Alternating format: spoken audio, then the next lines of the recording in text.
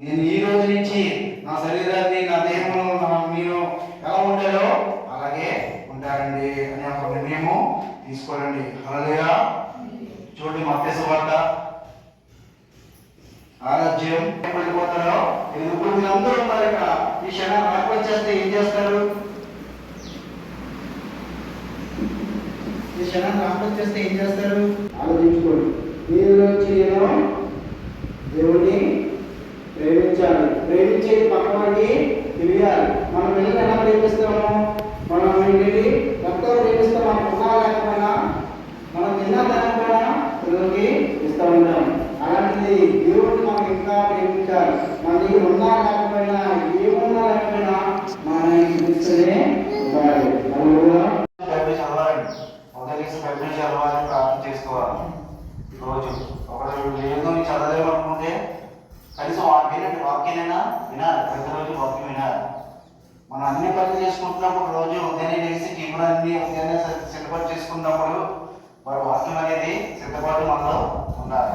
అదేవిధంగా చదువుతాడు మళ్ళీ మొదలు పెడతారు. ఉదయాన్నే లేచి బయట చదువుతారని చెప్పారు.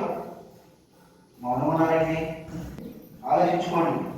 మీరు ఏం చేస్తున్నారు? చిన్నది అతని వద్దకు వచ్చి నీవును మళ్ళీ యేసులో కూడా ఉండేవి కదా అని అందుబాటులో నేను ఉందా లేదు, నీవు చెప్పిన సంగతులు నాకు తెలియదని అందరి ఎదుగా ఆయన. హల్లెలూయా. మీరు ఉన్నారు క్రిస్టియన్స్, మీరు అందరూ మీ ఇంటికి ఎవరు వస్తారు, బంధువులు వస్తారు, ఎందుకు వస్తారు, వాళ్ళంతా నేర్పించి వెళ్తారు.